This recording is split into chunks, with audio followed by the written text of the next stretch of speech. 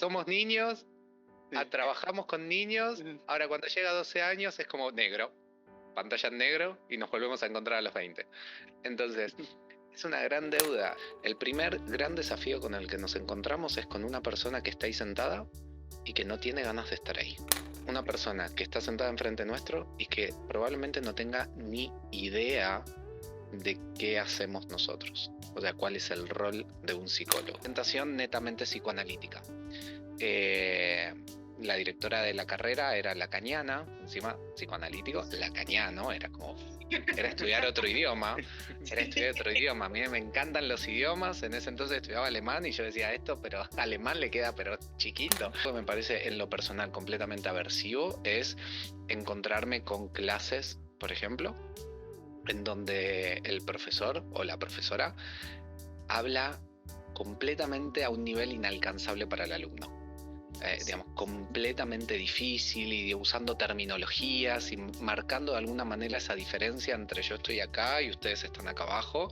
Y esto es un libro que sirve como puntapié para que explotes tu creatividad y crees tus propias actividades. Si vos vas a usar este libro, vas a comprar este libro para hacer página 1, página 2, página 3, página 4 y así hasta el final del libro, no lo compres. No lo compres.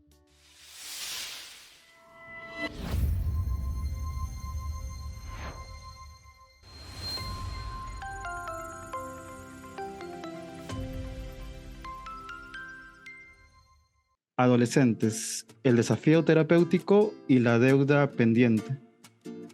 ¿Y sí que es un desafío? ¿Tú qué piensas, Fernanda? Trabajar con adolescentes en tu experiencia. Yo siempre les he dicho ahí en redes sociales que a mí es una población que le tengo mucho respeto y creo que de verdad las personas que trabajan con adolescentes creo que utilizan muchas herramientas y son muy creativos al momento de trabajar con ellos en cuestión de buscar formas de ir conectando con un adolescente, que creo que sí es una población que está alrededor de muchos mitos, de muchas ideas y que creo que justamente por eso el invitado que tenemos el día de hoy viene a desmentir un poco también estos mitos, nos viene a platicar, ¿no? Cómo es trabajar con esta población. Y pues bueno, ya no lo quiero tener aquí esperando y escuchándonos, ya quiero que también se involucre con nosotros. Entonces le queremos dar la bienvenida al doctor Gabriel Genice, que justamente también es divulgador en redes sociales respecto a estas partes también de psicología y también lo hace increíble. Muchísimas gracias, Gabriel, por estar aquí y por darnos la oportunidad de entrevistarte y platicar respecto a este tema. Muy buenos días y no, al contrario, gracias a ustedes por invitarme y sobre todo para charlar de este tema que a mí en lo personal me encanta y me apasiona. Así que muy a gusto de estar acá hoy con ustedes. Sí, es un gusto para nosotros que tú estés aquí con nosotros y que podamos hablar sobre ese tema que creemos que es muy importante, porque una de las primeras preguntas que nos planteamos en relación a este tema es ¿por qué podría ser que estemos en deuda con esta población? O sea, es una de las interrogantes que nos planteamos y no sé qué tú podrías decirnos sobre este tema. Mira, para poder dar una respuesta, no sé si rápida, pero bastante gráfica de esa pregunta de por qué estamos en deudas, te invito a ustedes, los invito a ustedes y a todos los que nos estén viendo que hagan el siguiente ejercicio. Entren a Google Académico, pongan, por ejemplo, cualquier variable. Si quieren una de las variables más representativas de la psicoterapia, como es la alianza terapéutica. Y busquen investigaciones sobre alianza terapéutica en adultos. Y en la sección superior del Google Académico, no recuerdo, creo que es a la izquierda, si no me equivoco, van a encontrar la cantidad de artículos, tanto en español como en inglés. Les puedo asegurar que va a tener más de 5 números, ese número, 5 cifras. Ahora hagan el mismo ejercicio y busquen la misma temática en adolescentes. Y les puedo asegurar que con suerte llegan a las 3 cifras. Con suerte. Llegan al número 100. Lo que quiero decir con esto, y de hecho me ha pasado, de buscar información cuando tuve la posibilidad de ser becado por la universidad donde trabajo y hacer el postdoctorado, quise hacer una investigación, una revisión sistemática sobre adolescencia y depresión, específicamente lo que es activación conductual en la depresión y hacer una revisión sistemática sobre la eficacia de la activación conductual en adolescentes. Y verdaderamente no había más de 20 artículos en ese momento. 20 artículos. Mientras que si hacen la misma búsqueda para población adulta, les aseguro que hay más de 10.000. Entonces, el problema con el que nos encontramos es que históricamente lo que ha pasado es que no se le ha dedicado demasiada atención. Es periodo de latencia, como se decía, ¿no? O sea, periodo de un signo de pregunta. Veremos qué pasa y si sobrevive nos vemos cuando sea adulto. Eh, Es como una prueba, nada más. Sí. entonces, Esta es su prueba y ya cuando seas adulto ahí veremos si es que... claro, tal cual. O sea, somos niños, Sí. trabajamos con niños, ahora cuando llega a 12 años es como negro, pantalla en negro y nos volvemos a encontrar a los 20. Entonces, es una gran deuda en cuanto a lo que es el diseño de programas de tratamiento, en lo que es investigación, en lo que es divulgación sobre temas de adolescentes. Siempre está en deuda. Y la verdad es que a mí es algo que me llamó mucho la atención desde el principio. Incluso recuerdo cuando era estudiante y había escuchado esa palabra, periodo de latencia. Bueno, pero ¿de qué se trata? Bueno, es más o menos, era la respuesta de los profesores. Como que tampoco te podían decir demasiado porque no había demasiado escrito. Y siempre me llamó la atención decir, ¿por qué? ¿Por qué ese signo de pregunta? ¿Por qué no hay gente que se dedique a investigar? O no es que no hay, sí que lo hay, pero en cuanto a proporciones me refiero, ¿no? Entonces, nada, verdaderamente sentí un poco ese llamado a querer como colaborar desde el lugar que pueda a promover un poco el trabajo con adolescentes, así sea en lo clínico, en lo docente o en lo investigativo. Claro, y esto es, o sea, me parece como muy significativo e importante, ¿no? Como darnos cuenta que no hay tanta investigación alrededor de esta población y que es una población que existe y está ahí presente, ¿no? Y que a lo mejor a veces la dejamos como de que, de lado, como dices, ¿no? O sea, niño, adulto, ¿no? Y como que esa parte ahí está como, pues, quién sabe dónde, sabemos que existe, pero le estamos dejando de lado, ¿no? ¿Por qué crees que está sucediendo esto? ¿Por qué sucederá esto? ¿Tú qué piensas respecto a esto, Gabriel? Mira, y de hecho quería agregar una cosa más. Además de este ejercicio de buscar en Google Académico, hagan una búsqueda de formaciones. Vean cuántas formaciones hay específicas para adolescentes. Ujú. Solo Sí, sí. adolescentes. Y van a encontrar, bueno, justo nosotros el año pasado con nuestro centro, con un centro amigo en Paraguay, lanzamos una formación específica de adolescentes, pero ahí en Brasil encontramos una formación, bueno, la que lanzamos nosotros, para de contar. En general se estudia infanto juvenil Ujú. y en las formaciones de infanto juvenil que terminamos estudiando principalmente infanto. El juvenil es como que bueno, y esto se puede adaptar a adolescentes. Queda como un poco así, ¿no? Como, bueno, ¿y esto?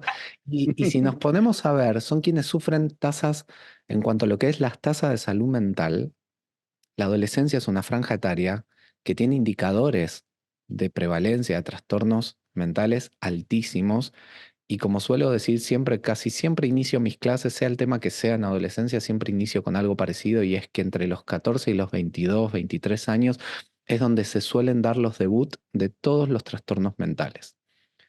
O sea, es extremadamente significativo el punto de que de poder formar profesionales que se dediquen a trabajar en esta área, porque, insisto, como digo muy seguido en mis clases, los terapeutas que trabajamos tanto con niños como con adolescentes, tenemos la posibilidad de poder intervenir de modo tal que se pueda cambiar o atenuar el pronóstico de una persona. Entonces, creo que vale la pena dar la lucha y como insistir en divulgar y en alentar a que haya profesionales que quieran formarse en esta área. Eh, yo estaba pensando, cuando dijiste formaciones, incluso en las mallas curriculares de la universidad, y estoy tratando de hacer un memoria, ¿no? Si es que no me falla, ¿no?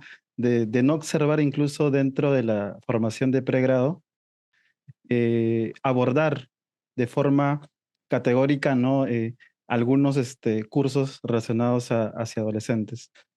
Por allí, como tú dices, infantos juveniles, y generalmente abordaban problemas de conducta, pero siempre lo enfocaban más hacia los niños.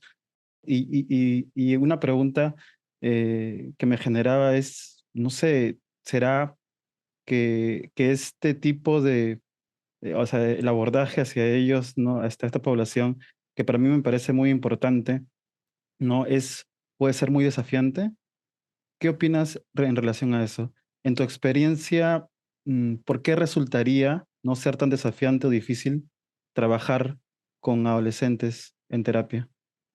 Bueno, a ver, voy a hacer una combinación. Mi respuesta voy a intentar dar una combinación de un dato de investigación sumado a una apreciación barra opinión.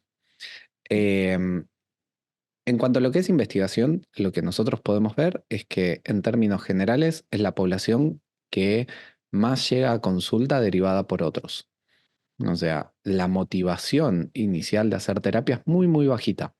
¿Sí? Cerca del 90% de los consultantes llegan porque son derivados por la escuela, por la familia, por la institución deportiva, si es que van a alguna institución deportiva, pero son muy, muy, muy poquitos los adolescentes que dicen, papá, mamá, abuela, tío, quien fuese, necesito hacer terapia, no le estoy pasando bien, necesito ver un psicólogo, necesito hablar con alguien.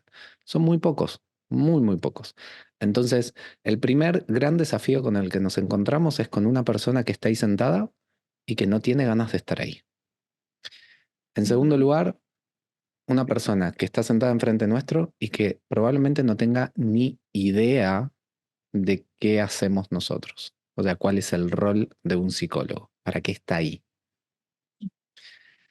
Entonces, eso en cuanto a la investigación. Algo que yo he observado con el paso del tiempo y la posibilidad y la suerte de poder ser tanto docente como supervisor de terapeutas es que muchas veces lo que suele suceder es que nos abocamos casi exclusivamente y saltamos así medio como por trampolín a iniciar con intervenciones de cambio. Bueno, rápidamente nuestra mente tiende a diagnosticar, tiende a ir a, es un trastorno de ansiedad social, es un episodio depresivo, es un zaraza zaraza, y a continuación lo primero que hacemos es empezar a desplegar programas de cambio. Bueno, tenemos que hacer activación conductual, bueno, vamos a planificar un proceso de sensibilización sistemática, le voy a mandar a hacer un registro, le voy a mandar a hacer esto, le voy a mandar a hacer esto. Y en tercer lugar, lo que tiende a pasar es que tendemos a caer en, bueno, tendrías que hacer, bueno, sería bueno que hagas, bueno, te aconsejo que intentes. Y eso para un adolescente se traduce en un adulto más que le dice cómo tiene que hacer las cosas y cómo tiene que vivir su vida, que es lo que justamente no quiere escuchar un adolescente. El adolescente lo que menos quiere es que a otra persona más les diga, bueno, vos tenés que. Ya tienen a sus papás, ya tienen a sus maestros que les dicen constantemente lo que tienen que, y si nosotros encima nos transformamos en otro más que le decimos cómo tenemos que vivir su vida, probablemente lo que generemos es una brecha gigantesca entre el adolescente y nosotros. Entonces, para resumir un poco, yo creo que ahí radican las grandes dificultades del trabajo con adolescentes. Y es que probablemente tengamos que inicialmente dedicarle mucho tiempo a la gestión, al desarrollo del vínculo terapéutico, a la creación de confianza y de que el adolescente entienda que nosotros no estamos ahí para ser un padre más o una madre más que le diga cómo tiene que vivir su vida. Ay, qué interesante esto que estás diciendo, Gabriel. De hecho, ahorita que estabas hablando, resonaron muchas cosas en mí porque yo soy muy resistente a trabajar con esta población. He trabajado, pero creo que últimamente he estado mucho viendo esta visión de ser horizontal dentro de sesión y ver que la persona que está enfrente de mí es una persona sintiendo, viviendo y no es un robot, que no es algo que tengo que componer, ¿no? Sino que es una persona que puedo acompañar en el proceso que está viviendo. Y creo que sí tenemos mucho esta idea de que entra a sesión y ya, intervención, y que tienes que saber, y diagnóstico. Y el otro día en un taller alguien decía, ¿y en qué momento te das la oportunidad de conocerme?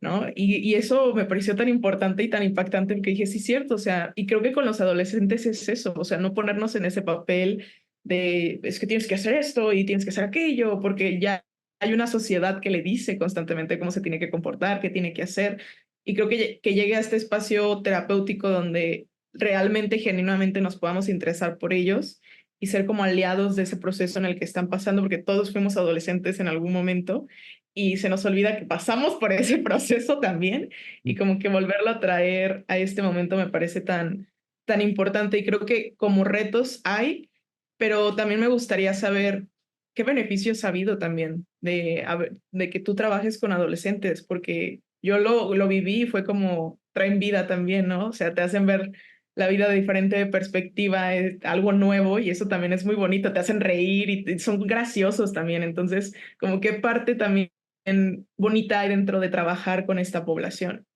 Bueno, acá podríamos estar 3 horas porque como me gusta tanto trabajar con adolescentes, te Sí, puedo sí. decir miles de cosas. Pero, a ver, no nos tenemos que olvidar algo inicialmente. Y vuelvo un poco para la investigación. Algo que a mí me interesó mucho cuando trabajaba o trabajo o mejor dicho, algo que me interesa mucho en lo que es la psicoterapia y que me llamó mucho la atención desde el principio, diría, es ¿por qué no se entrenan? Y tomando un poco lo que decías vos, Fernanda, ¿por qué no se entrenan en la universidad principalmente para prestar atención al paciente y nada más que al paciente? Sí, Mm, como dice Kelly Wilson, dentro de una consulta como mínimo somos dos personas y los mismos principios que aplican para el paciente aplican para el terapeuta. ¿Por qué nadie se toma el trabajo, o al menos no quiero generalizar, decir en todas las universidades es así, pero en muchas, nos enseñan a diagnosticar, tener una buena semiología del paciente, tener un diagnóstico diferencial, cómo intervenir eventualmente, con suerte, porque no en todas nos enseñan a intervenir, pero nadie se pone a prestar atención a, bueno, ¿y cuáles son las respuestas emocionales, privadas, que pueden surgir en el terapeuta al escuchar a un paciente? Yo con mis alumnos por ahí hacemos ese ejercicio en psicoterapias en la universidad y la primera actividad que les pido es que les hacemos un role-playing y les pido que por favor registren cuáles son todas los contenidos privados que se evocan a partir de escuchar esta entrevista. Y nadie lo puede responder. Automáticamente dicen, ay, porque yo vi que el terapeuta hizo, yo vi que el paciente dijo, ok, pero ¿qué te pasó a vos? Yo le digo, y les digo, a mí como terapeuta me aburrió tremendamente escuchar a este ser humano. No, lo único que pensaba es cuándo se va. Y me miran con una cara como diciendo, ¿cómo va a decir eso, profesor? Está loco. Y les digo, les, ju- les Sí, juro sí. que los terapeutas pensamos esas cosas muchas veces. Con sí. adolescentes, volviendo a la pregunta, a mí lo que me pasaba es que lo que les quería decir es que hay algo que nosotros tenemos que estudiar, que es el estilo personal del terapeuta, y que tiene que ver con cuáles son las variables que nos hacen ser como somos como terapeutas. Y en ese sentido, el estilo personal del terapeuta está moldeado muchísimo por el estilo de apego del terapeuta, por su historia de vida, ¿sí? Por factores de personalidad. Entonces, nosotros elegimos los modelos terapéuticos con los que intervenimos, ¿sí? La población con la que elegimos, en función un poco de nuestra propia historia de vida. Y en ese sentido, yo nunca me sentí muy cómodo en esos lugares donde había que ser adulto. ¿No? La corbata, el traje, el hablar serio y esas cosas, obvio que lo hago y lo disfruto compartir con colegas y todo, pero siempre me sentí mucho más a gusto de lo descontracturado que puede llegar a ser una conversación con un adolescente, de lo liviano que puede ser el tener una charla con esa persona, en donde uno puede ser mucho más natural a veces que, o al menos esa es mi impresión, que en ciertas sesiones con ciertas personas adultas. Por ejemplo, yo en lo personal con personas muy adultas, más de 50 años, por ejemplo, la verdad que no me siento muy cómodo. He atendido pacientes de esas características y no, al menos en este momento de mi vida no me siento cómodo atendiendo a esa población. Mm, Sí, has hecho algo muy importante porque es como que tiene que ver también con nuestra propia historia de aprendizaje, ¿no? O sea, con aquellas cosas que nosotros hemos experimentado y cómo eso nos lleva a decidir ciertas cosas también en nuestra vida, ¿no? Pensaba mucho porque a mí me pasó mucho que cuando me tocó hacer mis prácticas profesionales, yo decía, no, yo voy a ir a atender ya población adulta, ¿no? Y justo la sede donde me toca, el trabajo es una experiencia muy desafiante que tuve, ¿no? Me tocó trabajar con niños y con adolescentes. Entonces, fue como que todo lo contrario a lo que yo esperaba. O sea, de verdad que toda esa historia de aprendizaje que tenía, ¿no? Conllevó a como que me impactó mucho porque al comienzo me costaba, ¿no? Abordar, ¿no? Digo esto porque también en ese contacto, ¿no? Con jóvenes, con niños, ¿no? Comencé a darme cuenta también de este aspecto que tú mencionas mucho, de esa divinidad, o sea, cómo puedes conversar con ellos. Al comienzo yo pensaba y decía, oye, ¿qué voy a decirle? ¿No? ¿Cómo puedo encarar? ¿Cómo puedo afrontar conversar con alguien?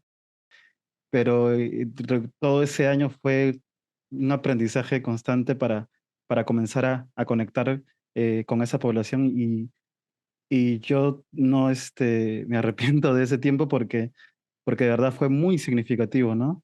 Y entonces es genial lo que compartes ahorita en este momento. Y justo yendo por esa línea, nosotros en este programa tenemos un poco una dinámica que nos permite como que ir yéndonos de un lado para otro y es por eso que en esta parte, ¿no? del programa vamos a tratar de entrar a una primera sección que, que queríamos compartir contigo y queríamos también ver cómo podemos ir exponiéndonos, ¿no? con estas secciones que están muy divertidas. Los que ya han visto, bueno, tenemos un par de capítulos nada más que hemos hecho de este programa de entrevistas, pero por ahí creo que va a ser muy interesante. Así que ahora vamos a ir a la siguiente sección.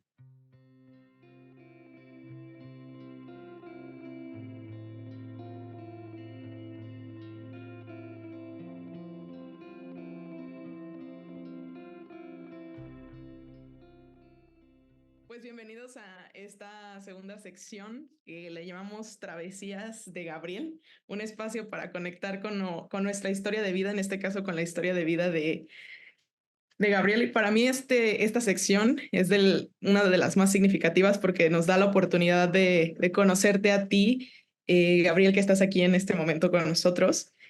Y pues bueno, tocando justamente todo este tema de la adolescencia y conectando un poco contigo, a mí me encantaría saber un poco sobre tu historia de vida a nivel adolescencia. ¿Cómo fue tu adolescencia, Gabriel? ¿Cómo la viviste? ¿Qué recuerdos tienes de este momento en donde todo el mundo pasamos y que decimos que olvidamos?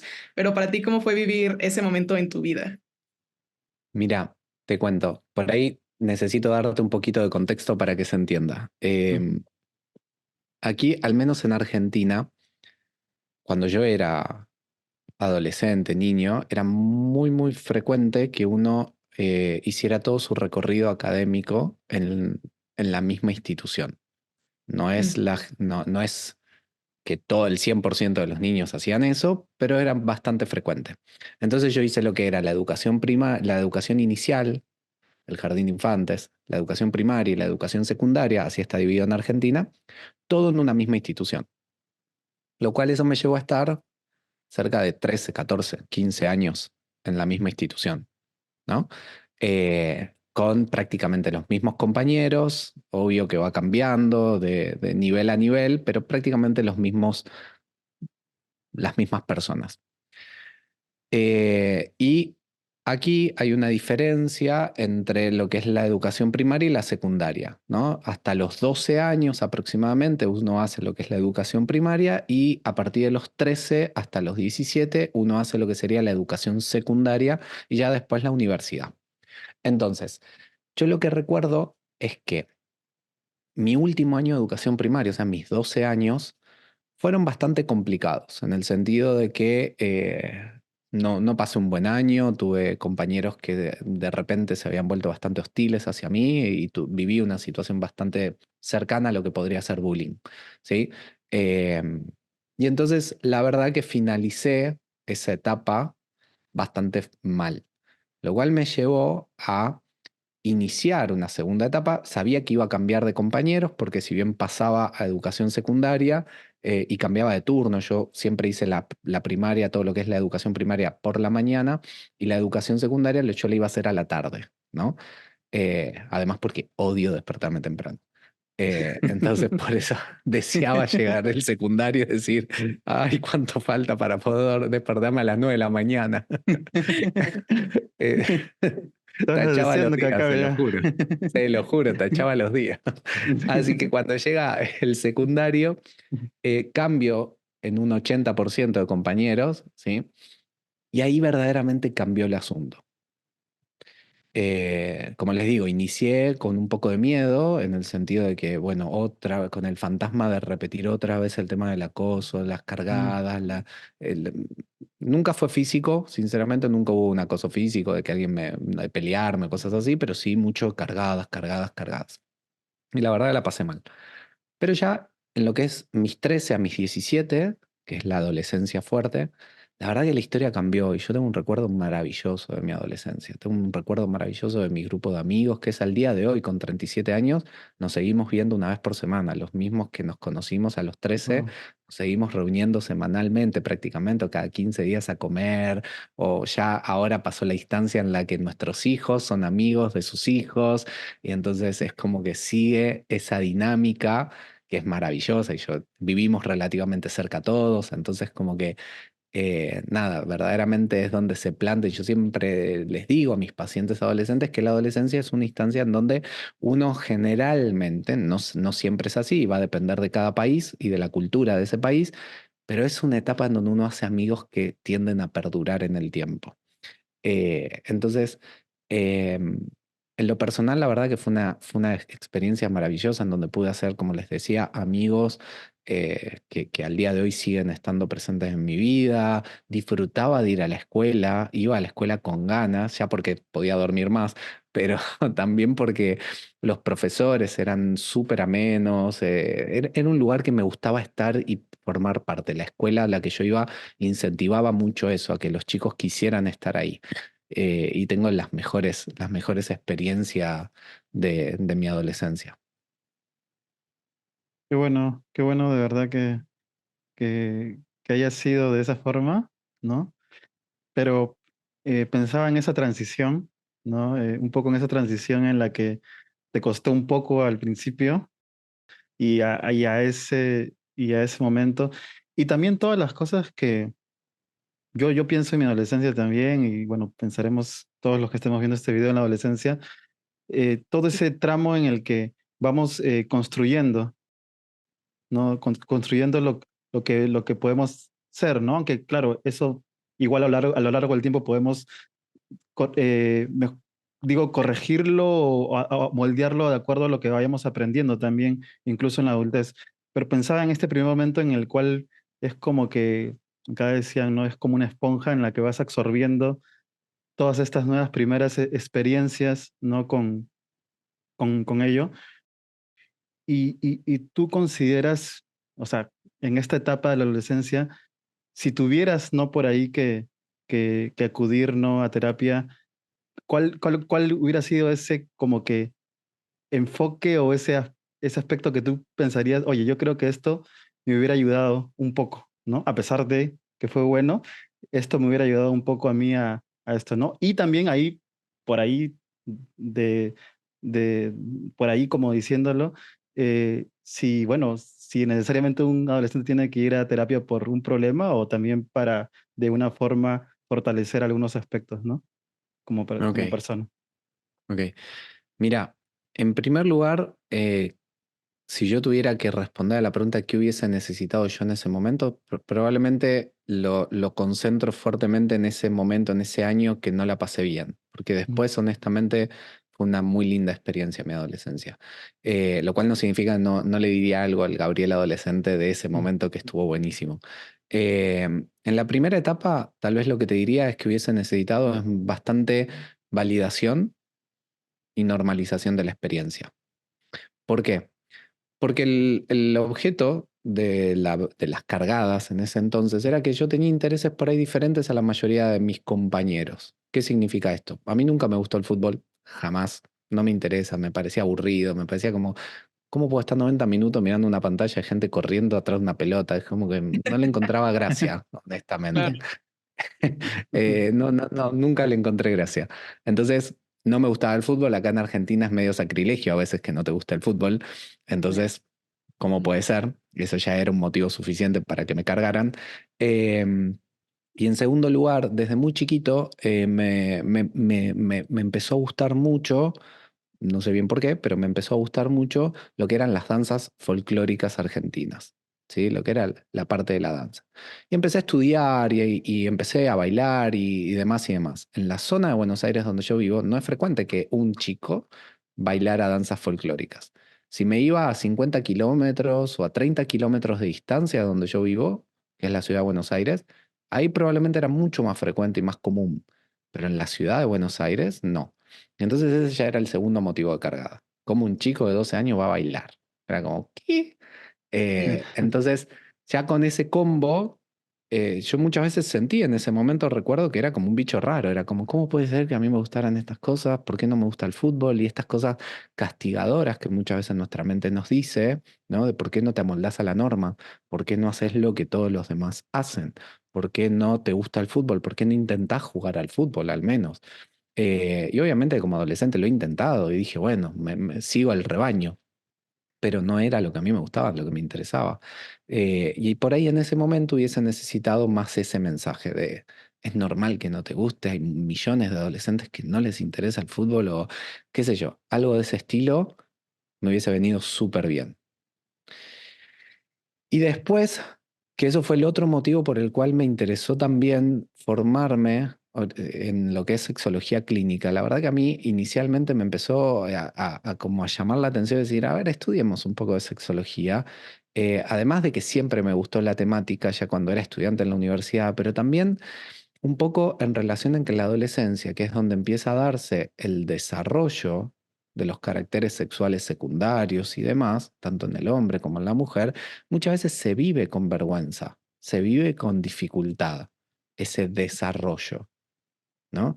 Y mucho más en la época donde yo era adolescente, en los 2000, porque no había tanta información.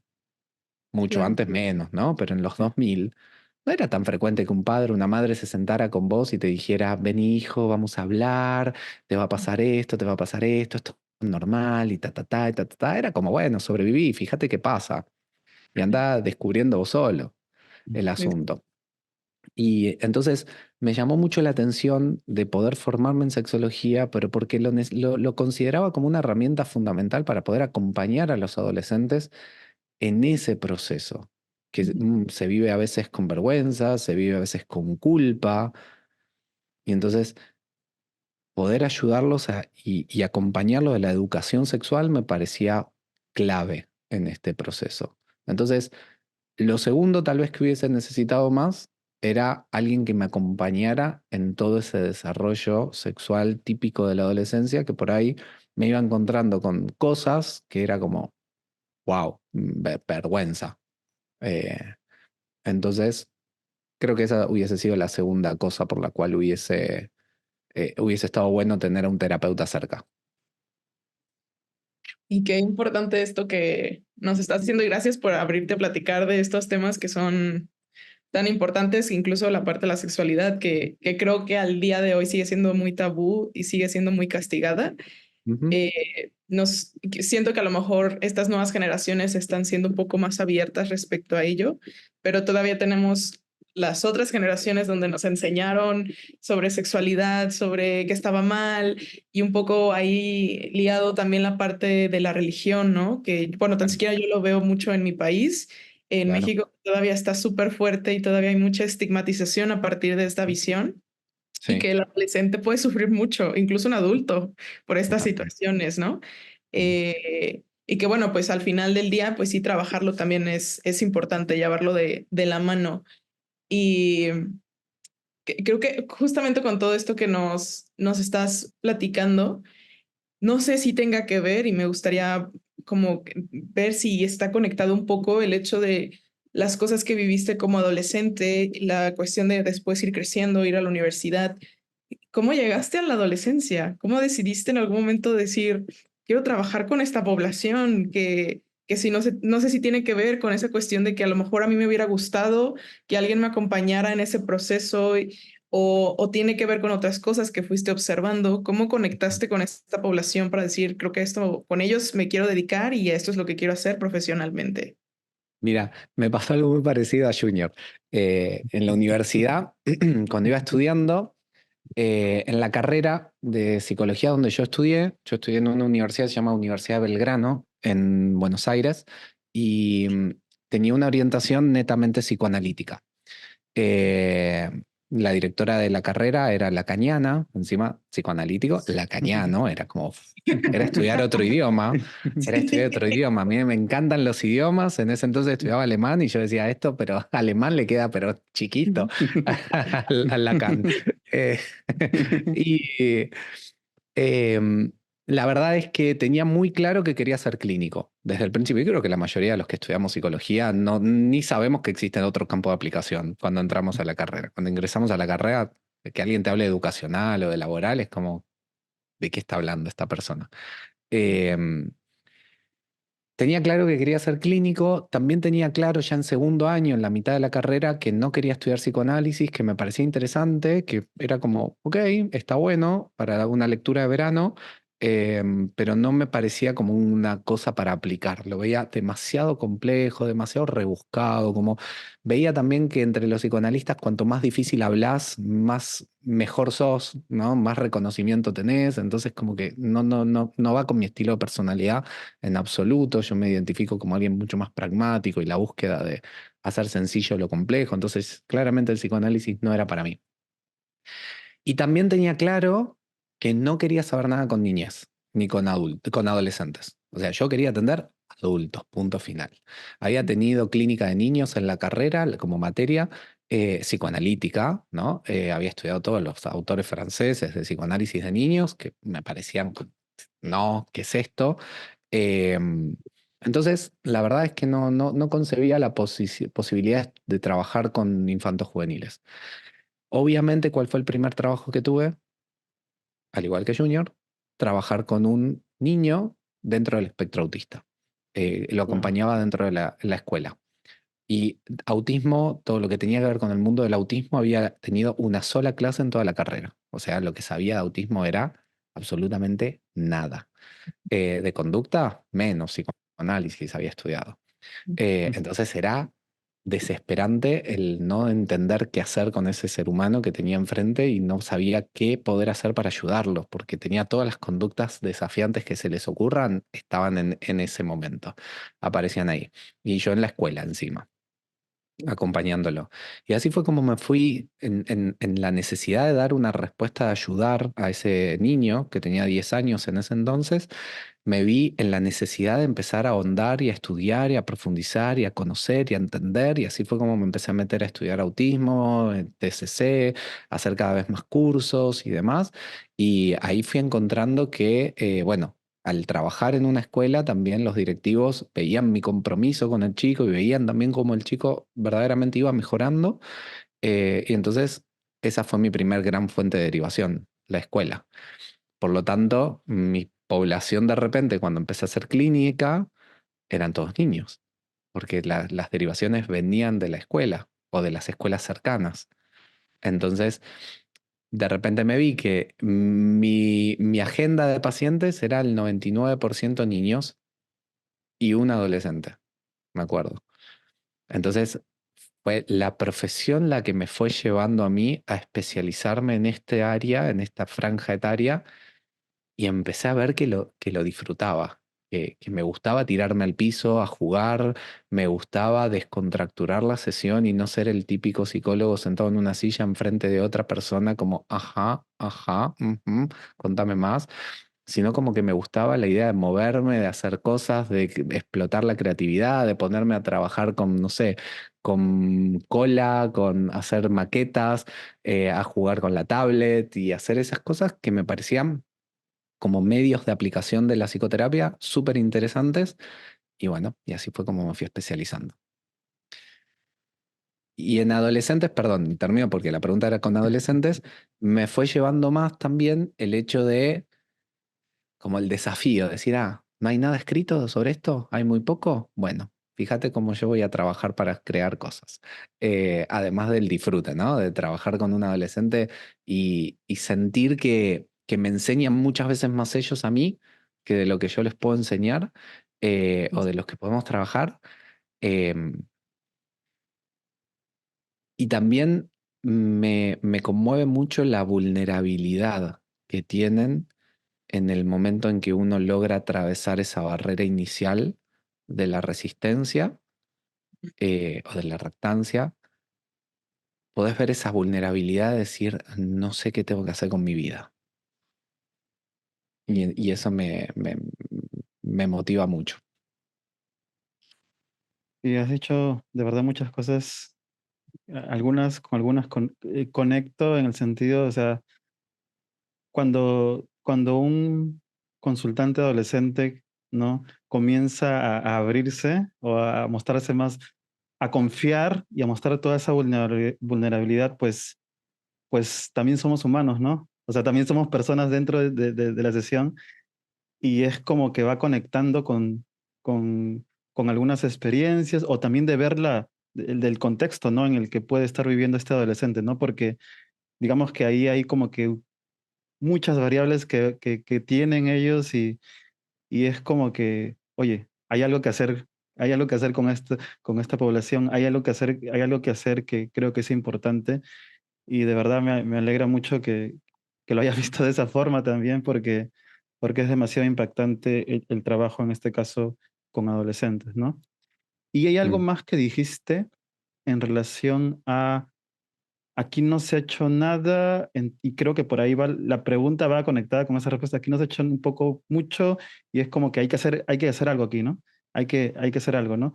Y me interesaba mucho, no sé si hay alguna conexión con este aspecto o sea, cómo a ti te involucró un poco este aspecto de divulgar.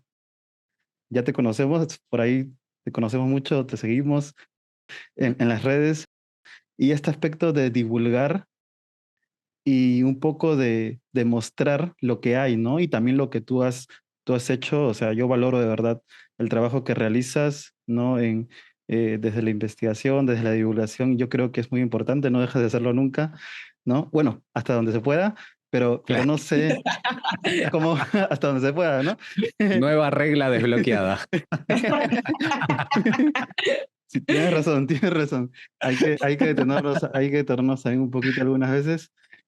Pero lo pensaba en el sentido de que te fue motivando, ¿no? A divulgar esto que estabas haciendo, ¿no? Que estabas experimentando en el trabajo, incluso con adolescentes o en general con tu trabajo. Mm. A ver, soy una persona que verdaderamente me considero muy inquieto. No tengo TDAH, se lo juro. Pero sí soy muy inquieto en el conocimiento. Me atrae el conocimiento, me gusta. De hecho, pienso que probablemente si no hubiese estudiado psicología, una de las posibles carreras que hubiese estudiado es periodismo, porque me divierte, me gusta el explorar, el buscar. Y encontré en las redes sociales eso, el hecho de todo surgió un poco en pandemia. Bueno, como millones de cosas en millones de personas en el mundo, la pandemia fue una forma también de empezar a como a explorar y a buscar cositas nuevas y las redes sociales las empecé a descubrir un poco en pandemia, a esta parte del divulgar conocimiento. Que fue también lo que me llevó a mí en su momento, junto a Nicolás, a la escritura de Fonso, la escritura de Margarita y los otros libros, fue también eso, fue decir, bueno, en español no hay prácticamente material, digamos, los terapeutas tenemos o que traducir antes de la sesión el contenido, tenemos que inventárnosla porque no hay. Bueno, tratemos de contribuir desde ese lugar, contribuir desde el lugar de crear cosas para la población latina. Y así fue como surgieron los libros, ¿no? Margarita, Afonso, Juana y todo eso.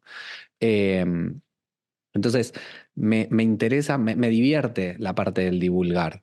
Em, entonces, así fue como surgió un poco el tema de la red social, el de dar a conocer un poco lo que uno hace. Me divierte también y me interesa, honestamente, en el último tiempo, mucho de lo que estuve leyendo tiene que ver más con cuestiones de comunicación, cuestiones de marketing, de comercialización, porque me divierte, me interesa entender cómo es la mente de una persona que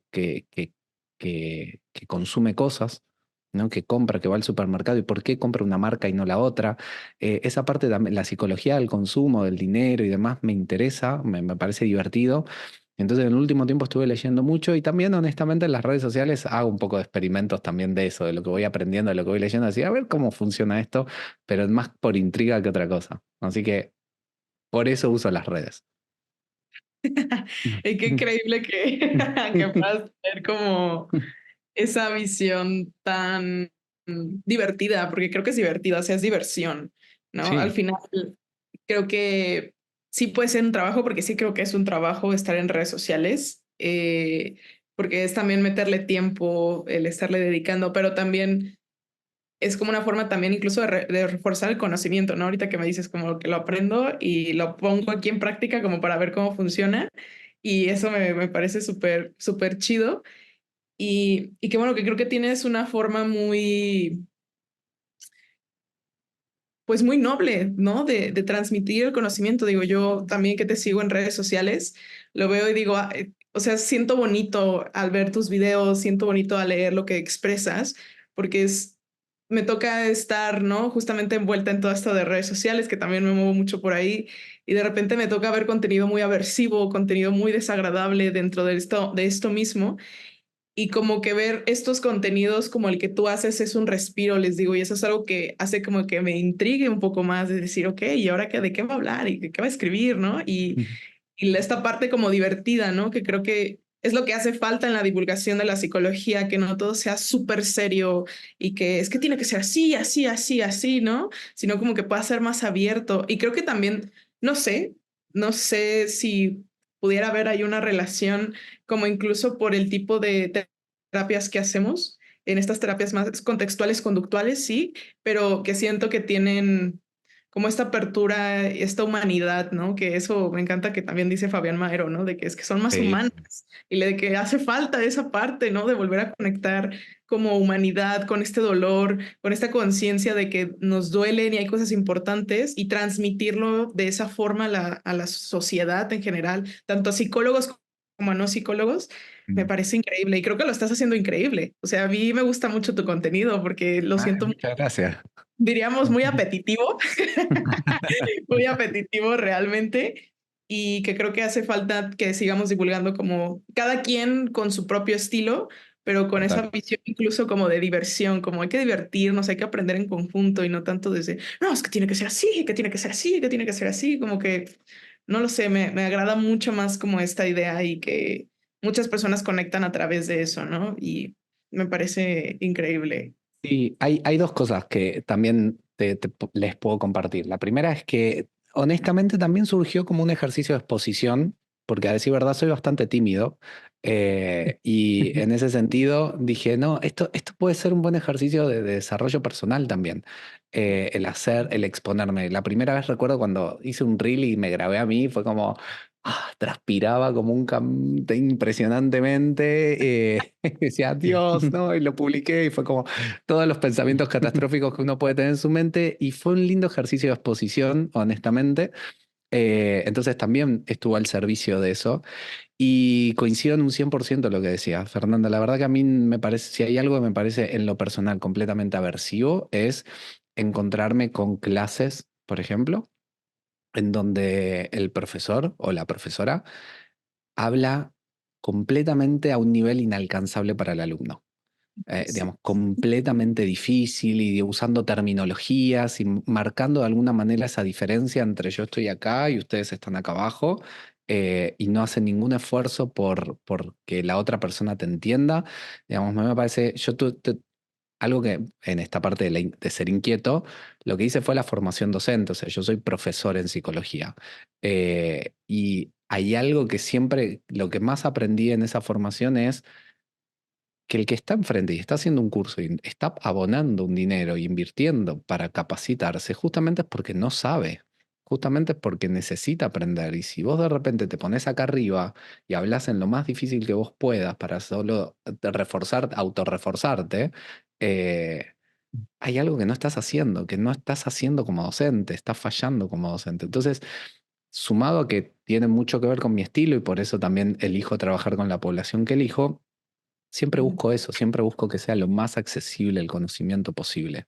Eh, Así es como me gusta a mí. Sí, sí.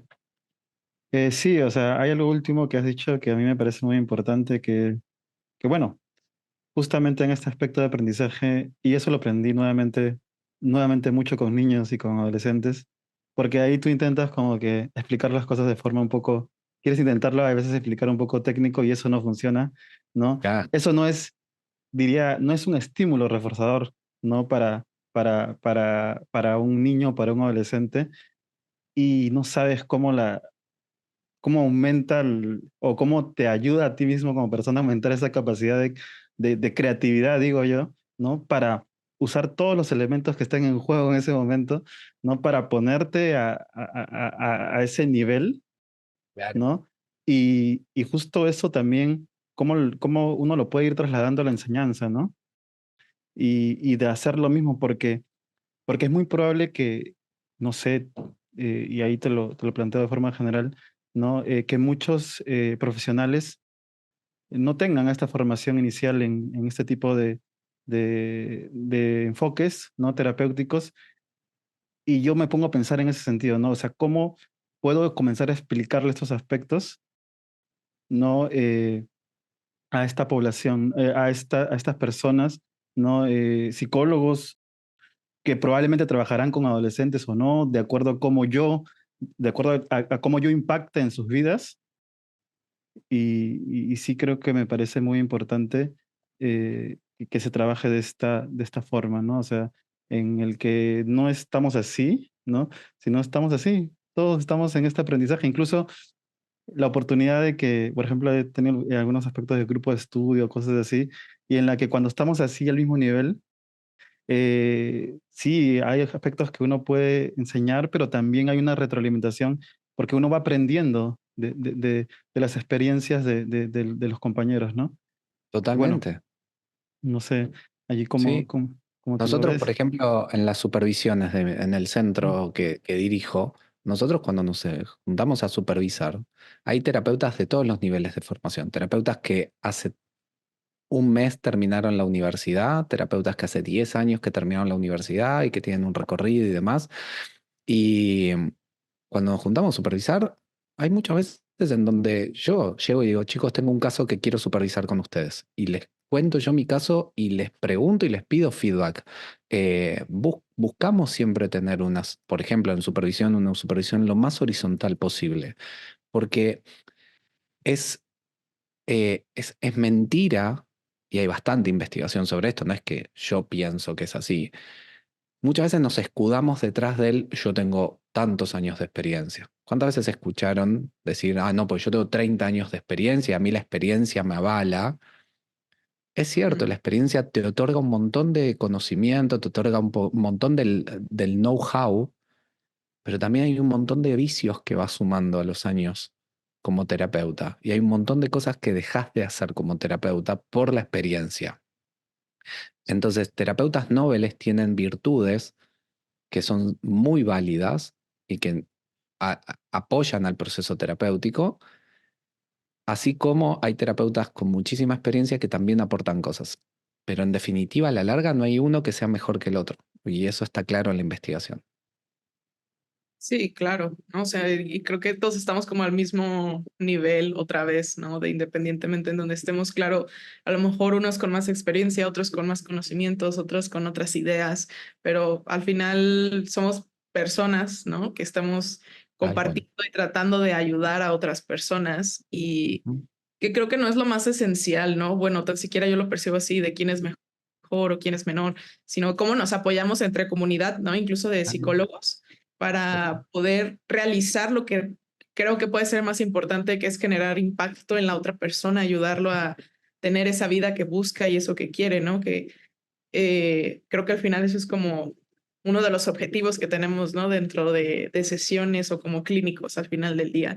Entonces esto me parece súper, súper valioso. Igualmente, muchas gracias, Gabriel, por abrirte un poco en este espacio, platicarnos un poco sobre ti. Nos vas a seguir platicando claramente, pero creo que me encantaría que pudiéramos movernos un poco a la siguiente sección, justamente que ahorita vamos a ver, para seguir platicando un poco respecto a eso. ¿Les parece? Súper. Entonces vayamos a la siguiente sección.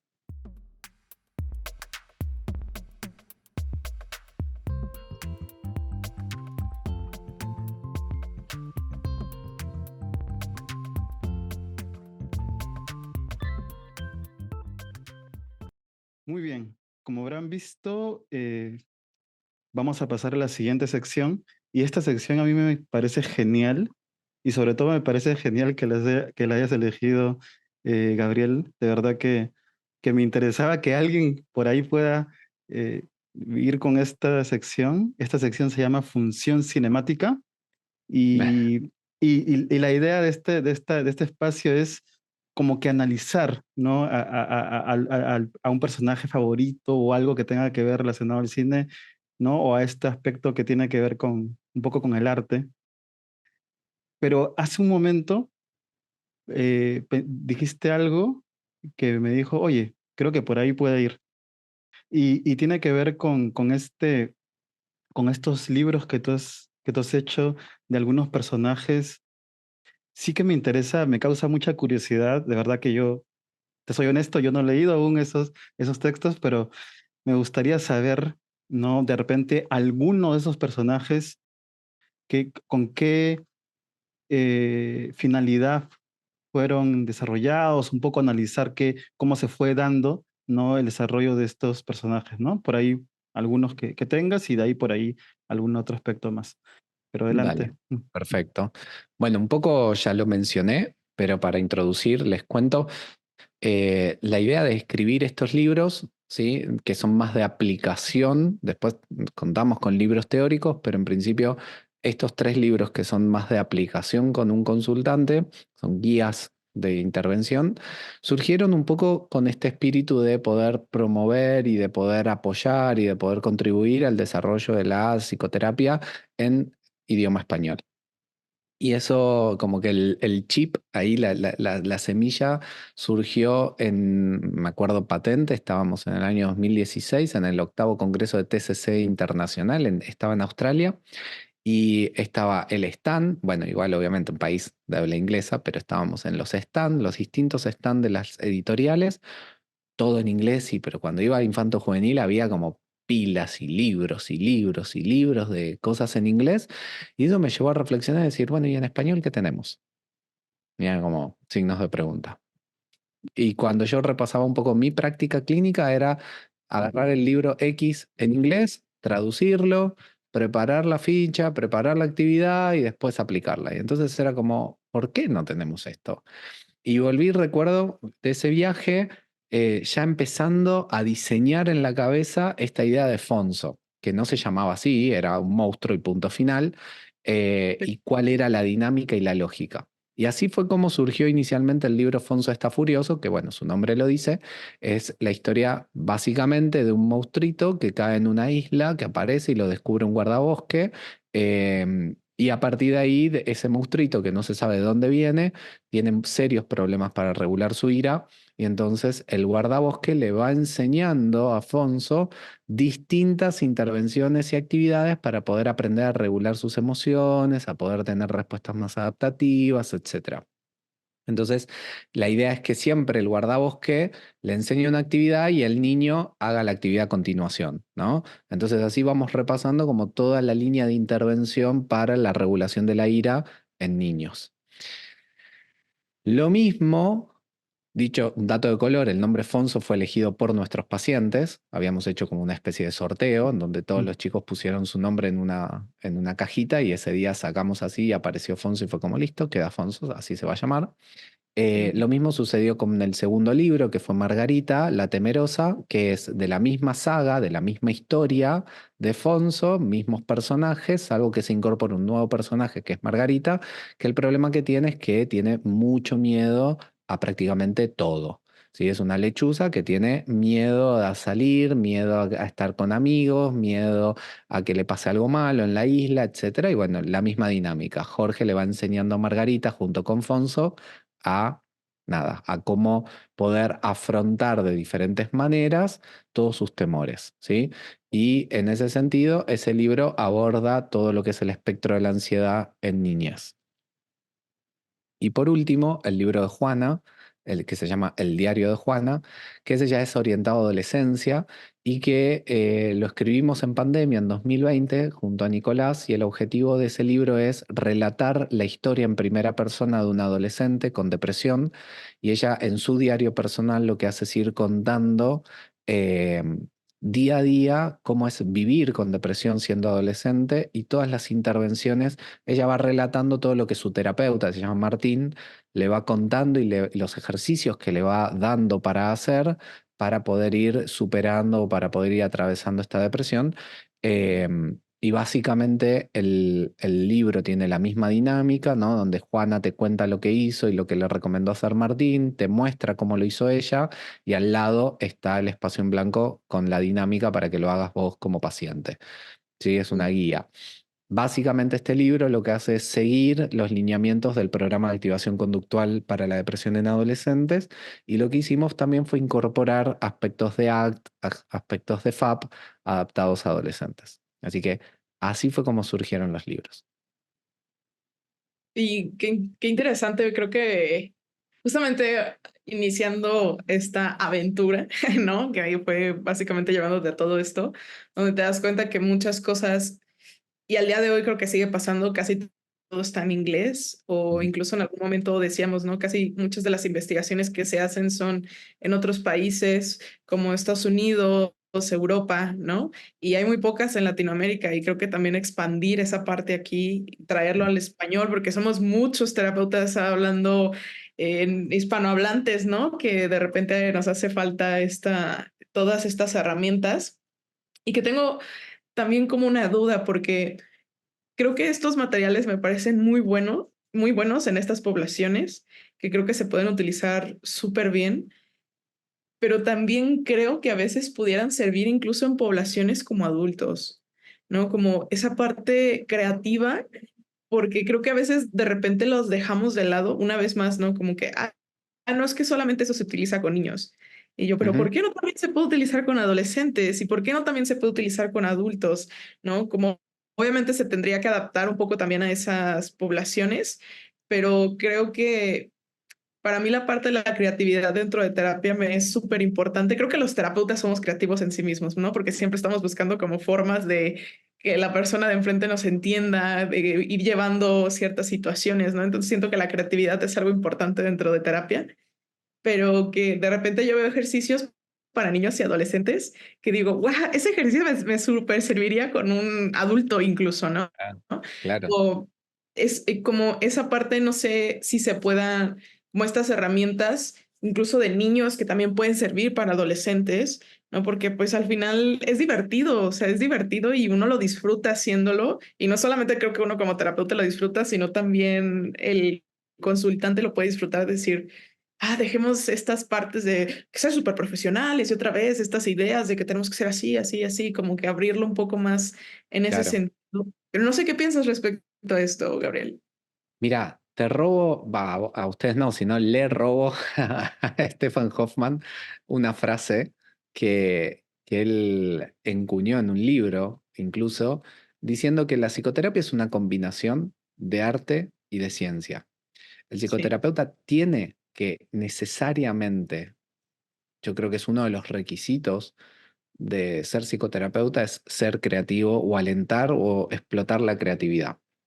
Y, y en ese sentido, eh, yo cuando he presentado a Afonso, por ejemplo, por darles un ejemplo, Afonso en distintos lugares, hago siempre el mismo comentario y es, esto es un libro que sirve como puntapié para que explotes tu creatividad y crees tus propias actividades. Si vos vas a usar este libro, vas a comprar este libro para hacer página 1, página 2, página 3, página 4 y así hasta el final del libro, no lo compres. No lo compres. No te va a servir. No, no, no te recomiendo que lo uses así. Yo te recomiendo, si estás trabajando reconocimiento de emociones, te puedas inspirar en algunas de las actividades que están en el libro de Alfonso, pero que crees las propias. Y entonces, eso creo yo que es fundamental y obviamente que lo que nosotros vemos en los libros infantiles pueden ser súper útiles para el trabajo con adultos. Un cuento, por ejemplo, una metáfora que leemos en un libro para niños, tranquilamente podemos replicarla y leérselas a un paciente adulto, sin ningún tipo de historia ni problema. O una recomendación de una película también puede servir para un adulto, por más que sea una película animada o una película más de amor adolescente. Totalmente, si sabemos lo que queremos transmitir, ¿para qué?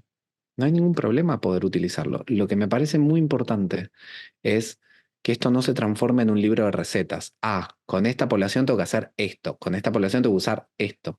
Porque ahí estamos perdiendo la parte ideográfica de la psicoterapia. No todo claro, funciona con todos.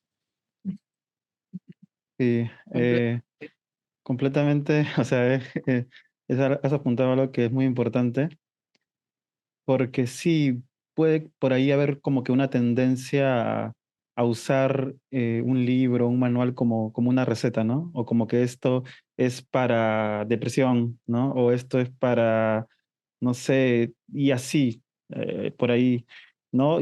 Yo creo y considero que un autor de un libro no lo hace con ese fin, ¿no? No, Mm, no lo hace con ese fin y tú o sea, me lo demuestras aquí directamente, ¿no? Indicar que si lo vas a comprar como receta, pues ahí sí estamos yendo por un camino equivocado, ¿no? mm, Y el otro aspecto, pues, porque cuando tú ves de esta forma la psicoterapia, este aspecto ideográfico, como has mencionado, ¿no? Este aspecto de que cada consultante tiene sus propias circunstancias, sus propias experiencias, ¿no? Y cada caso es único, entonces sí que tienes que explotar tu creatividad, ¿no?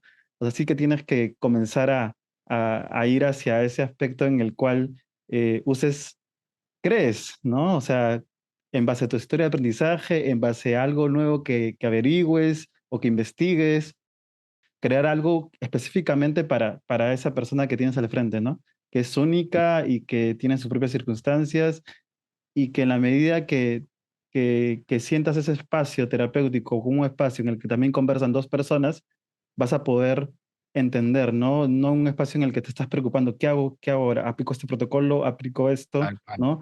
Y sino que es mejor, oye, vamos a conversar, vamos a interactuar, quiero intentar conocer quién es esa persona que está enfrente mío y quiero intentar que me conozca también como persona, no en el sentido privado o específico, pero sí en el sentido de cómo, de esa transparencia, de cómo soy, de que sigo siendo, ¿no?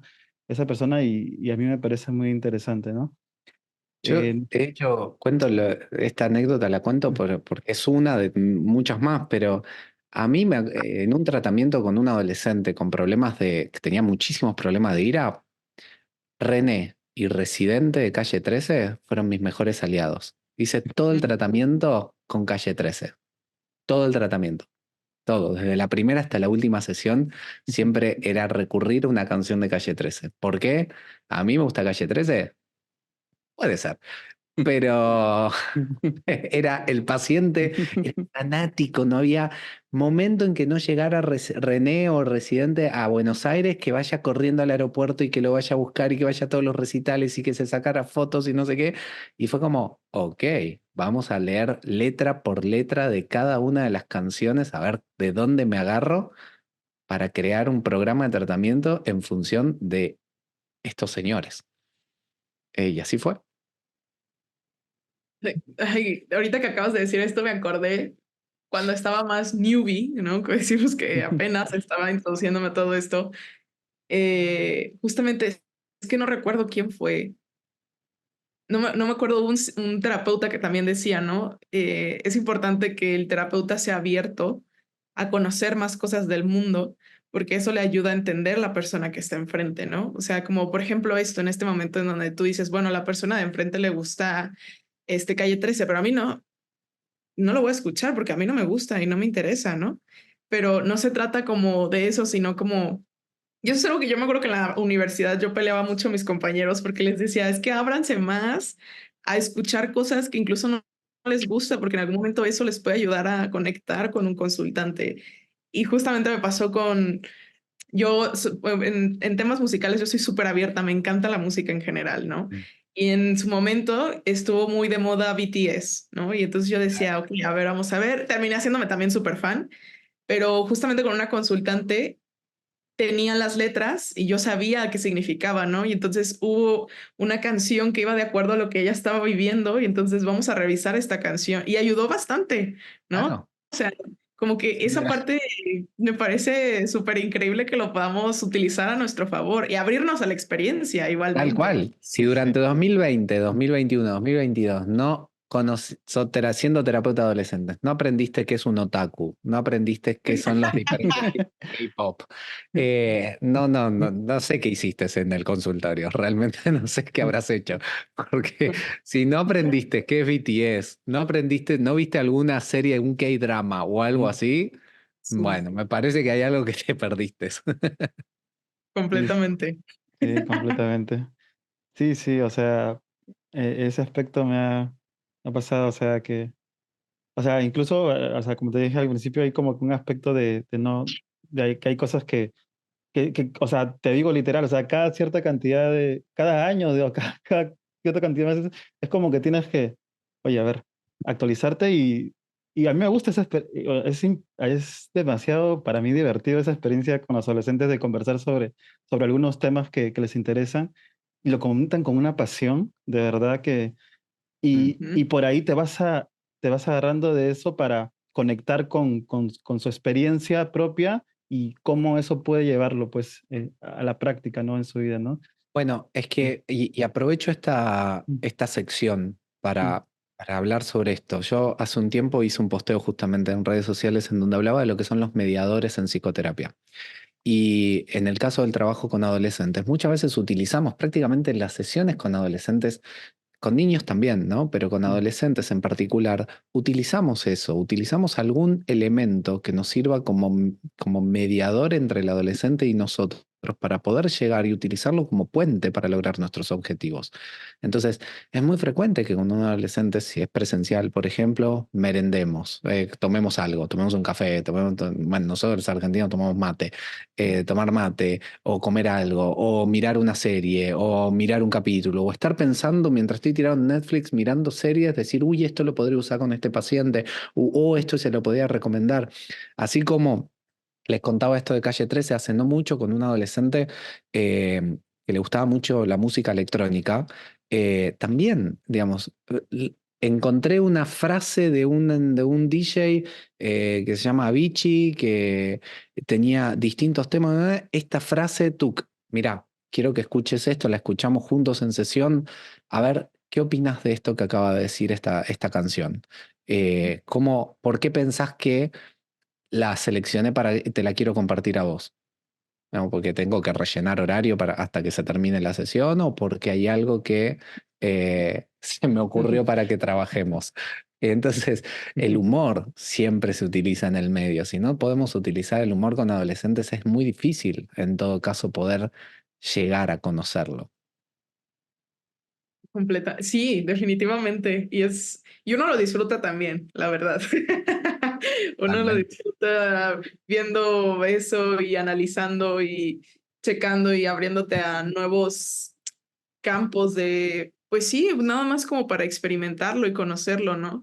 Que de repente te dicen cosas y tú así pues no sé qué sea, no sé de qué me hablas, pero deja investigo, ¿no? Porque creo Tal que cual. y creo que sería un error del terapeuta que un consultante te diga algo que le guste y digas, y sigas sin saber de qué se trata o de qué está hablando, ¿no? Porque creo que es incluso una oportunidad. O sea, a partir de eso, pensar cómo podemos generar un cambio en la persona que está Ujú. enfrente. Y creo que es increíble que podamos hacer eso. Hay algo que, no, que aprendemos los terapeutas infantiles y que después lo llevamos al trabajo de un adolescente, que es actuar desde el rol. O sea, actuar desde el rol implica que un terapeuta pueda asumir que tiene, lo digo así en términos sencillos, que tiene la edad de ese consultante. Si yo estoy trabajando con un chico de 8 años, muchas veces hablo y digo cosas que dice un chico de 8 años. Medio como jugar a ser el Chavo del 8, una cosa así, ¿no? Soy un adulto que hace de niño. Entonces, sería una cosa así. Con adolescentes, si estamos trabajando online, ¿saben la cantidad de veces cuando, por ejemplo, hablabas esto, Fer, y pensaba en un adolescente, veo los viernes, justo la vi ayer, le encanta Taylor Swift. En mi vida escuché Taylor Swift, no tengo ni idea de Taylor Swift. Y fue como, bueno, contame de su vida, a ver, veamos, repasemos cuál es su álbum que más te gusta, por qué te gusta ese álbum. Es una oportunidad para explorar, por ejemplo, los terapeutas contextuales, para explorar valores. Entonces es una excelente oportunidad para hacer eso. O cuando se pone Moore a rumiar y a hablar solo de Taylor Swift, yo les apago la cámara y les hago así, por ejemplo. Y le digo, listo, ya está, me cansaste, no me hables más de esto. Y entonces utilizo el humor también en la computadora, porque es una forma también de conectar con ellos. Sí, de verdad que es que se vienen a la mente varias cosas, situaciones, y es divertido, no sé cómo tú lo ves, pero, o sea, yo observo y ahorita hablo y me emociona, o sea, hablar, o sea, de cómo se genera esta interacción, pues, con los consultantes, o sea, qué divertido, de verdad, ¿no? Qué divertido porque también te abres a un aspecto de experiencia, de que tú ves también a alguien que se abre y que te expresa todo lo que quiere, o sea, todos sus valores, todas las cosas que le agradan, y también observas también las cosas que pueden ser difíciles, ¿no? Para esta persona, ¿no? Pero, y te da este aspecto que tú también estás en un mismo nivel en el sentido de que también tú eres persona, ¿no? Tú también tienes valores, ¿no? Como persona, y de querer transmitirle, ¿no? También aquello que tú crees que es importante, ¿no? Dentro para su vida, ¿no? Y por ahí va una pregunta que es como un poco regresar al tema, ¿no? Y que tiene que ver con, en ese sentido de que también dentro de sesión soy persona, soy humano y vengo con una historia de aprendizaje, vengo con ciertas cosas que yo he aprendido que creo que son importantes que las aprenda el consultante o la persona que tengo delante, ¿no? Iba un poco la pregunta, ¿qué valores, ¿no? O qué aspectos tú crees que, que dentro de sesión sean importantes, pues, transmitir, ¿no? A nuestro consultante, ¿no? ¿O qué crees que sea importante en este caso, para esta población específica que son adolescentes? No digo que sea una Mm. regla, pero digo que por ahí pueden ser algunos aspectos. Ok. Em, a mí me parece que cuando trabajas con adolescentes es fundamental. Siempre, a ver, quiero hacer como este disclaimer antes. Esto no, como bien decías, no es una receta y no significa que con todos tenés que hacer lo mismo, porque eso sería un error, Sí, ¿sí? sí. Que es no entender las necesidades y las características de cada consultante. Con algún consultante, ser, por ejemplo, lo primero que iba a decir es que para mí es fundamental poder mostrarte como alguien vulnerable, poder mostrarte, poder tener a la orden del día autodevelaciones en función de lo que vas conversando con el consultante, pero desde ya que esto por ahí puede ser completamente aversivo para un adolescente, como puede ser súper reforzante para el otro. Entonces, si yo no sé leer eso, entonces estoy en un problema porque termino haciendo lo que decía Junior de repetir el libro con todos. Entonces, tiene depresión, listo, hago esto. Tiene depresión, hago esto. Y hago siempre lo mismo. Y por ahí para uno puede ser súper reforzante, para el otro puede ser completamente aversivo. Entonces, sin entender antes previamente a quién tengo enfrente, yo no hago nada. O sea, yo no, lo que hago es conocer y puedo estar varias sesiones conociéndote tratando de entender qué te gusta, tratando de entender qué te apasiona, tratando de entender cuáles son las cosas que te disgustan. Y después, en todo caso, entramos a la psicoterapia propiamente dicha, ¿no? En la promoción de cambios. Pero si yo no te conozco y vos no me conoces a mí, vos no entendés lo que a mí también me interesa, lo que a mí me mueve, lo que a mí me molesta, lo que a mí me gusta, versus lo que a vos te pasa, con un adolescente es poco probable que puedas avanzar. Y de hecho, muchas veces en supervisión, vuelvo a insistir esto porque me parece que es un lindo reflejo, eh, los terapeutas estamos como muy apurados por entrar al cambio, por entrar a intervenir en función del cambio.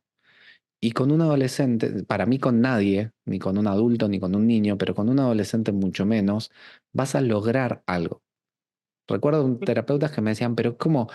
Siento que no estoy haciendo nada, porque no estoy interviniendo, como diciendo, bueno, estoy armando una escala de exposición. Ujú. Y tal vez en lo técnico, promoviendo el cambio no estés haciendo, en lo específico, en la variable específica no estés haciendo algo. Pero si vos no le prestás atención a las variables inespecíficas, al vínculo, por ejemplo, no, esto otro no va a funcionar jamás. Entonces, por ahí una sesión con un adolescente son 90%, perdón, de la sesión hablando de Taylor Swift y 10 minutos interviniendo o 10% interviniendo específicamente sobre la problemática. Y sí, a veces pasa eso, a veces pasa. Ujú. Mm. Y está bien, ¿no? O sea, creo Está que bien. esa parte de darnos cuenta que era lo que hablábamos hace ratito, ¿no? De que es una persona la que está enfrente y lo que decía de que me resonó mucho cuando una colega decía, es que ¿por qué no nos damos la oportunidad de conocer a la persona? Conózcanla, eh, porque de ahí puedes generar ese cambio, o sea, no tiene que ser, ya dime, ¿tienes este problema? Ah, pues ansiedad, vamos a hacer esto, depresión, vamos a hacer esto, como, ¿y en qué parte te diste la oportunidad de saber qué me gusta, qué no me gusta? ¿No? Y yo recuerdo mucho mi terapeuta, también hace ACT, y me decía mucho con las metáforas, ¿no? Incluso que vienen del libro. Me dice, sí, sí, o sea, las metáforas del libro son buenas y todo, me dice, pero no hay nada mejor como generar una metáfora a través de las cosas que le gustan y no le gustan a la persona. Bueno, Conecta mucho mejor, lo entiende mucho mejor. Y eso a mí siento que me cambió mucho la visión porque dentro de sesión hace que entonces me quiera interesar respecto a qué le gusta para que de ahí yo pueda sacar ese material y después pueda generar una metáfora igualmente. ¿cuántas personas estuvieron en una arena movediza? ¿Cuántas personas Exacto. se metieron?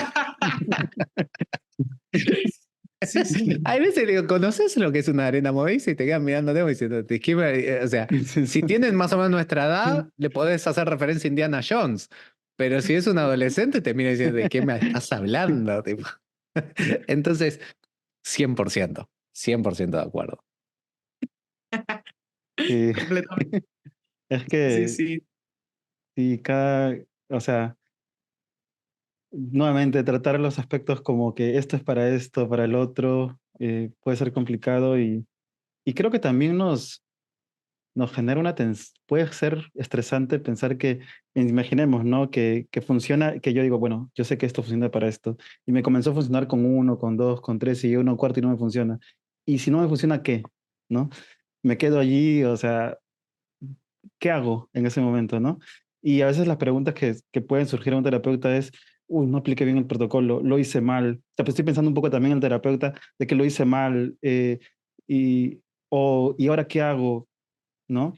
Y de generar este aspecto un poco de pensar de que no puedes usar tu creatividad, ¿no? En ese contexto para hacer algo nuevo, ¿no? Y aplicarlo, porque piensas que esta es la única forma, ¿no? Esta es la forma en la que se tienen que hacer las cosas. Y bueno, no sé, pienso yo este aspecto, no sé, incluso en lo que tú has podido observar, en el aspecto de supervisión, estos aspectos de cómo esta inseguridad, ¿no? De no querer hacer algo nuevo, ¿no? Y de apegarse a cierto aspecto específico, ¿no? De no Bueno, que, a mí me ayudó mucho con adolescentes, o sea, el hecho de que creas, ¿no? Niños, adolescentes, es como claro. que te genera, o sea, me ayudó bastante, me definió bastante, pero no sé cómo tú ves este aspecto también.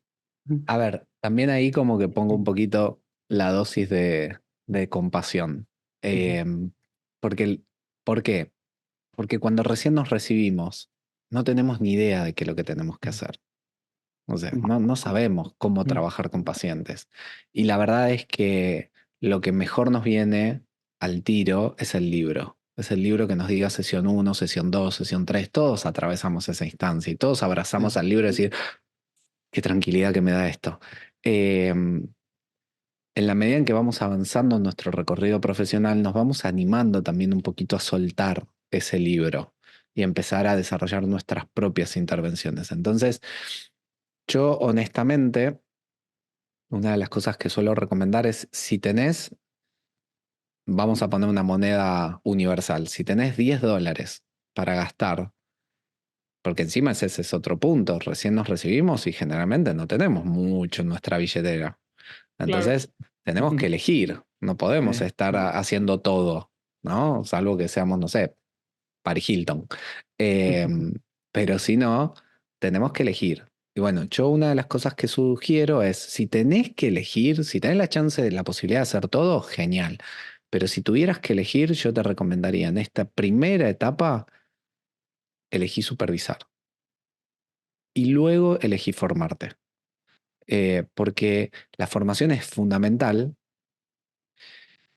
pero la supervisión es un 1 a 1, en donde vos vas revisando tu caso y si el supervisor tiene el estilo, también te puede recomendar lectura. No va a reemplazar una formación, eso está clarísimo que no la reemplaza, por favor, título ahí abajo, no reemplaza la supervisión a la formación, pero es una forma que te va a ayudar a empezar. Perfecto. Entonces, bueno, eso. Sí, y gracias por dar ese mensaje, porque creo que hace falta el darnos cuenta que una vez más, de repente, es importante, claro, esta parte ética y esta parte de cómo vamos ejerciendo la psicología, pero de repente me toca ver que la llevan como a demasiado al extremo otra vez y les digo, es que hay alternativas también para empezarse a formar como terapeuta, no siempre tiene que ser, tienes que entrar a una maestría y tienes que hacer esto y tienes que hacer esto. Y les digo, como que siento que puede haber más cosas de la forma en la que uno se puede ir introduciendo a esto porque como dices, no todos tenemos la solvencia económica para salir y decir, pues déjame pagar una maestría. Pues sí, pero que muchos no tienen la oportunidad de hacerlo, ¿no? Claro. Y entonces, ¿de qué forma pueden ir adentrándose a esta parte como terapeutas, ¿no? Y que claro que hay formas de hacerlo y que creo que dar ese mensaje a mí me parece muy importante, sobre todo para aquellos que están a punto de egresar y que quieren, y su pasión es la clínica y se encuentran con estos topes y es, ok, pues vamos viendo de qué forma sí lo puedes lograr de tal forma que después tengas la solvencia económica para poder tener una maestría o más especialidades, ¿no? En esta parte, ¿no? Claro. Y creo que ahorita entrando justamente a esta parte de recomendaciones, eh, te queríamos preguntar respecto a, no sé si Junior quieres que sigamos a la siguiente sección o lo dejamos como ya esta parte más abierta a que nos pueda dar recomendaciones. De acuerdo, adelante, vamos. Vamos con de frente, ¿no? Y ir yendo. Adelante, Fernanda.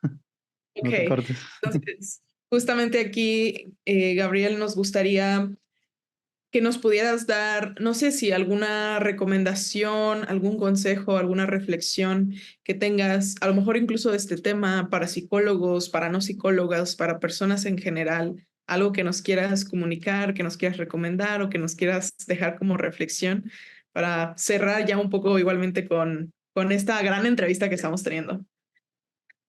Mira, la verdad es que en el último tiempo me he vuelto bastante, y en las redes sociales lo hago muchísimo, me he vuelto bastante, eh, no sé qué palabra decir, pero como intenso, ahí está.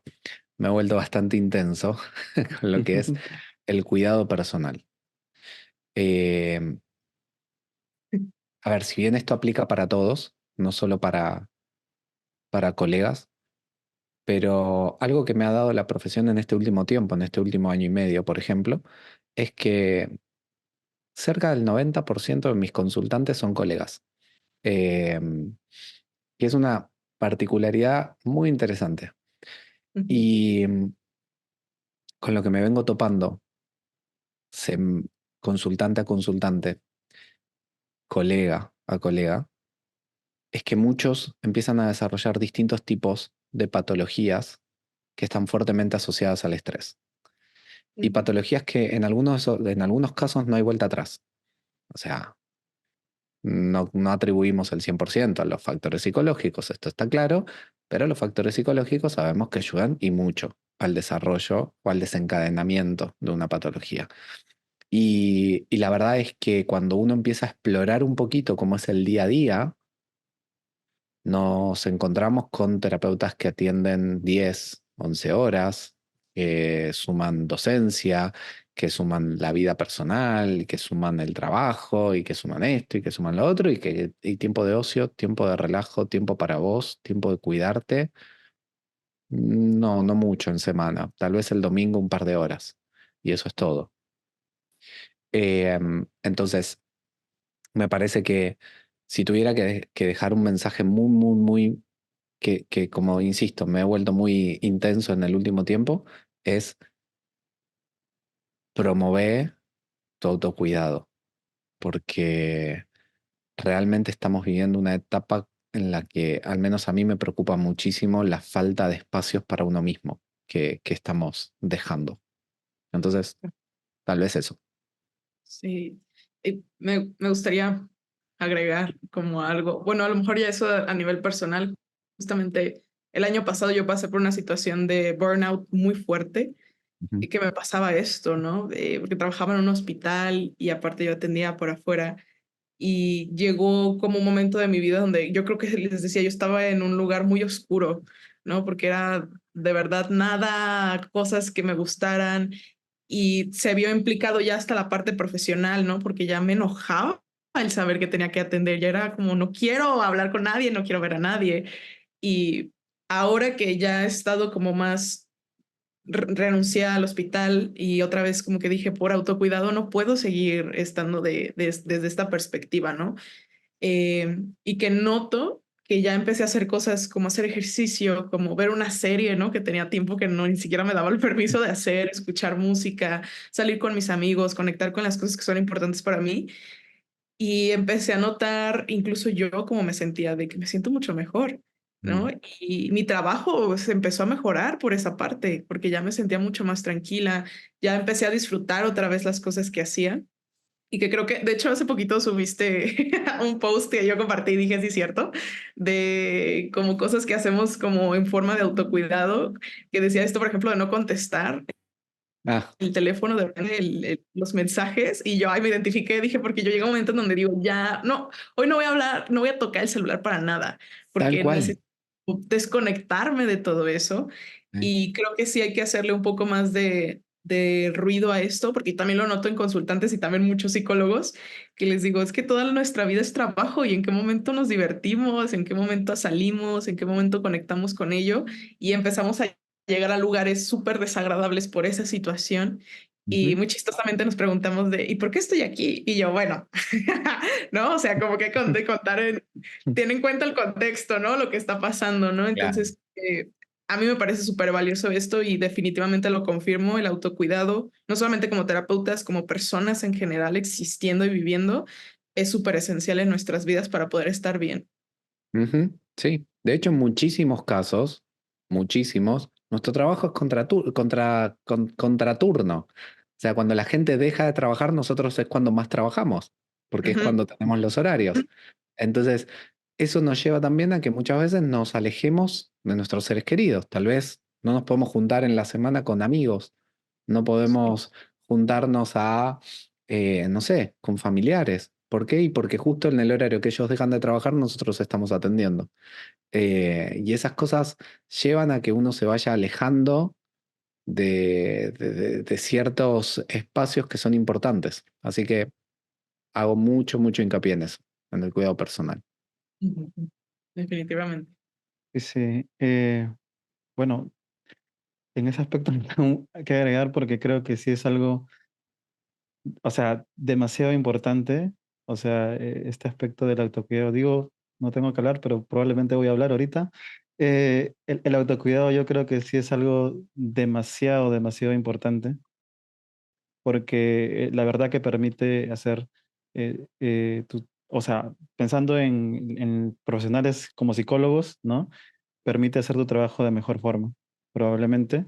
No, no probablemente, digo que es lo que por allí debería ir, ¿no? O sea, tener esta variabilidad de actividades en nuestra vida diaria y que es difícil a veces, ¿no? A veces, bueno, digo difícil porque es algo que he podido observar, ¿no? O sea, buscar esta variabilidad de actividades, de cosas. Estamos como que tan conectados con esta pasión o esto que nos gusta, ¿no? Pues que es la psicología y atender y ayudar, y que lo disfrutamos, que no nos damos cuenta a veces que hay otras cosas que son también muy importantes, incluso algunas más, diría yo, ¿no? Importantes, en este caso, en nuestra vida, ¿no?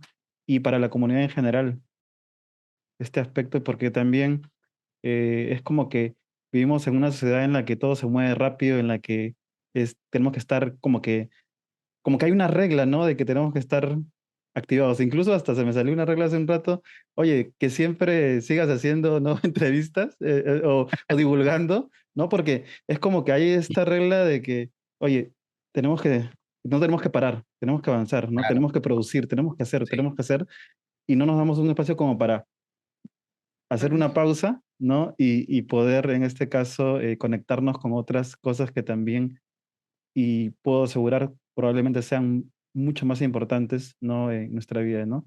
Y nos ayuden justamente también. Y que al final eso nos retroalimente al trabajo o la profesión que realicemos, o que cada persona que pueda ver esto realice también, ¿no? No sé qué. Sí, totalmente de acuerdo. Bien. Pues igualmente creo que muchas gracias por este consejo que nos das y este hincapié en esto una vez más, que creo que es tan importante. Muchas gracias, Gabriel, por darnos la oportunidad de entrevistarte, por estar aquí presente en este momento, hablando respecto a esto y abriéndote un poco a nivel personal para poder conocerte, que una vez más para mí eso es súper importante como terapeutas, como psicólogos, sobre todo quienes divulgamos también en redes sociales, que la gente nos conozca y que sé que tienen muchas ganas de conocernos y de conocerte a ti en específico, ¿no? Entonces, muchísimas gracias por darte este tiempo de estar aquí con nosotros y compartir. Esperemos que pronto podamos volver a compartir un espacio así, de esta forma. Por ahí a lo mejor otra vez estaremos, Gabriel, no te entrevista, por favor. Obvio, obvio que sí. Pero muchas gracias de verdad por el tiempo y el espacio y pues bueno, el poder estar aquí compartiendo para mí es muy, muy nutritivo y muy enriquecedor. Entonces, muchas gracias igualmente. No, en serio, gracias a ustedes también por invitarme. A mí me encantan estos formatos más íntimos, más descontracturados. Así que gracias. Gracias por pensar en mí. Sí, sí. Gabriel, nuevamente darte esta indicación, pues, de que gracias por tu tiempo. O sea, te lo hemos repetido muchas veces, creo, anteriormente, antes incluso de la entrevista y ahorita, ¿no? Yo creo que muchas gracias por tu tiempo, por este espacio, y porque ha sido, siento, este aspecto de que algo que nos ocurre mucho, o algo que a veces converso mucho con Fernanda, es este aspecto de que siento que nos libera un poco este espacio y nos permite, y es divertido, ¿no? Y ese es justamente el mensaje que queremos dejar también respecto a lo que implica el trabajo con adolescentes, que creo que es muy importante. Y también agradecemos a toda la comunidad en general, pues que va a tener la oportunidad de ver este video, ¿no? Y bueno, con eso yo quería cerrar igual, Gabriel. No sé si y ya igual dijiste tus últimas palabras o quieres agregar alguna cosita más, pero No. Creo que está todo lo que había que decir se dijo. qué bueno, qué bueno, qué Bien. bueno. Pues muchas gracias a todos también por los que nos están viendo y si pueden compartir este video, darle mucho amor y recomendarlo con otras personas para que lleguen y aprendan un poco más y se empapen respecto a este tema, estaría increíble. Por ahí estaremos haciendo otras entrevistas igualmente, también ya tenemos otra invitada por ahí, pero eso también les estaremos diciendo después. Y pues bueno, a todos también les mandamos un abrazo Gabriel, un abrazo Junior y a toda la comunidad que nos está viendo. Que tengan un excelente día y por ahí nos estaremos sintonizando después. Espero que hayan disfrutado esta entrevista que nos concedió el doctor Gabriel Genis. Bien, en la descripción de este video van a poder encontrar el link que los va a poder o las va a poder dirigir a nuestras formaciones. Recuerden que tenemos el diplomado en DBT, el diplomado en terapia de aceptación y compromiso, el diplomado de psicología clínica conductual paso a paso y cómo por dónde empezar. Evidentemente también nuestro tradicional máster en terapias conductuales, el Congreso Walden 2 que va a ser en la Ciudad de México y bueno, infinidad de formaciones. Así que nos vemos pronto.